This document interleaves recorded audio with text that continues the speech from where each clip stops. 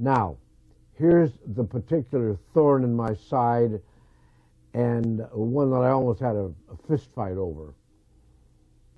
I made a picture called Moon and Scorpio. It was a very weird story written by a friend of mine, Robert Aiken, who's an actor and writer.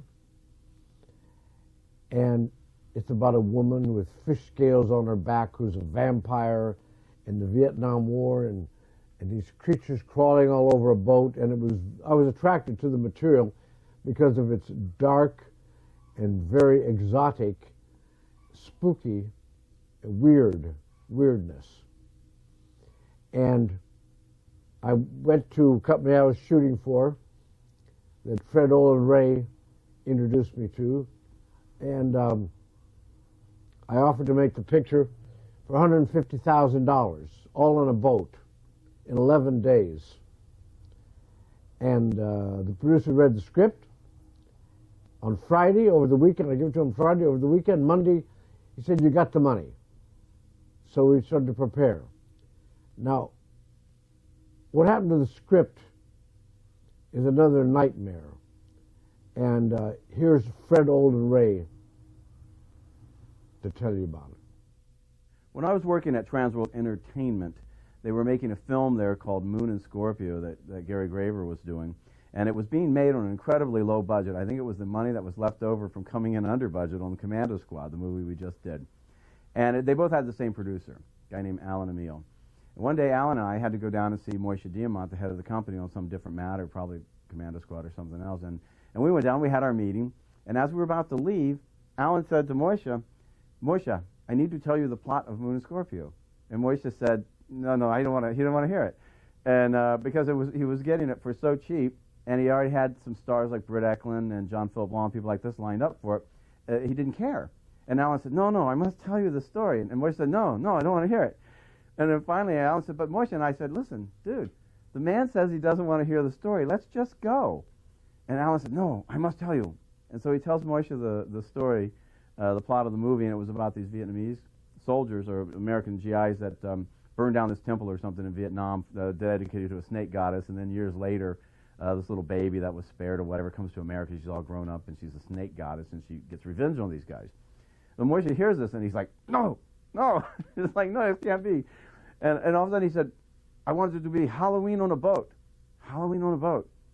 And Alan said, but Moishe, that doesn't work with what we're doing. He says, I don't care. He says, go out and get a VHS tape of Halloween and watch it, and you make this just like Halloween. And Alan said, well, Moishe, why is the girl doing this? He said, no reason. She's crazy. And so we went, oh my God. So we walked out. Gary wasn't even there. We walked out, and I swear to God, a couple days later, I walked in, and there was a TV monitor. It was playing the movie Halloween, and the writer was sitting there with her fingers on the keyboard, looking at Halloween, and then typing the script. And it's absolutely true. So Robert Aiken and I went out to rewrite the script, refashion it, and change it to what they wanted, Halloween on a boat. I didn't like it, but we'd already cast Britt Eklund, John Philip Law, Bill Smith, William Smith, Gillian Kestner, and we were ready to go. So April Wayne, and we'd had the boat, we did everything anyway. So we were all set, and I didn't want to back out of it. So I said, well, I'll retain as much as possible of my ideas and Robert's story that I could. But I lost. And picture was, I edited it in the studio right here. My post-production cost after I got the film in the lab was $112. That's for splicing materials because I own all my own equipment. So I turned a 9-reel picture in, and then I had to go to a speaking engagement about Orson. This was 1987, Moon and Scorpio. I had to go speak in Tokyo. And when I came back, they had hired a different editor. He had taken my entire 9-reel edited picture apart. Not only that, And this guy was trying to get a job as a director, so he had it in for me. He put all the scenes back on the shelf in little rolls and put the slates back on, too. Luckily, I had made a video copy, and this is when I almost had a fist fight in the office. I was just so damn mad that this guy would do this. And then he told the producers that only 10% of what I shot was any good. I mean, you know, this town is, Hollywood's so full of backstabbing and jealousy and hatreds. I loved it when John Cassavetes had a totally different attitude. Somebody would get a job selling a script, he'd say, great, great, that's good. Or someone would get a directing job, he says, isn't that wonderful that they got that job? I bet they do a great piece of work. But that's rare. People don't usually talk like that. And of course, all Los Angeles is restaurants filled with people talking about movies. And raising money, trying to raise money. You know, Orson was always criticized for not having the money to make films. Well, we're all trying to get money to make films. Everybody. It's just that Orson was more famous for it because he was the producer, Orson, and he was not really in need of a producer. He needed the money.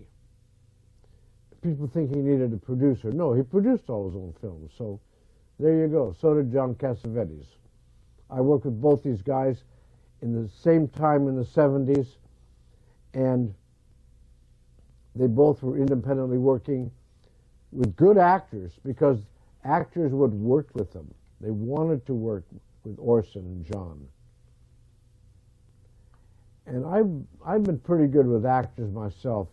I've had people go along with me and do me favors and help me out, and I really, really appreciate it because I love actors.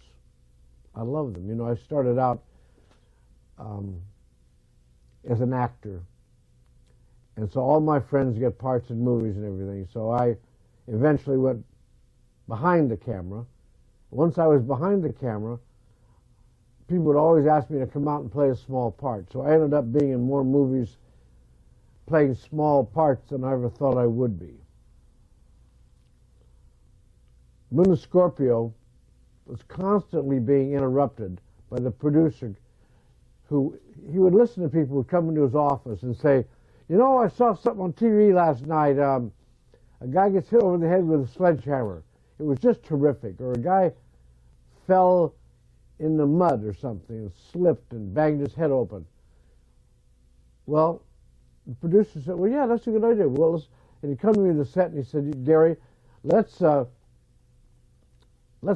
so-and-so. I said, well, that's not in the script. It doesn't make sense. He said, well, a friend of mine saw it in a movie and he said it's a really good idea. So that's what I was stuck with all the time.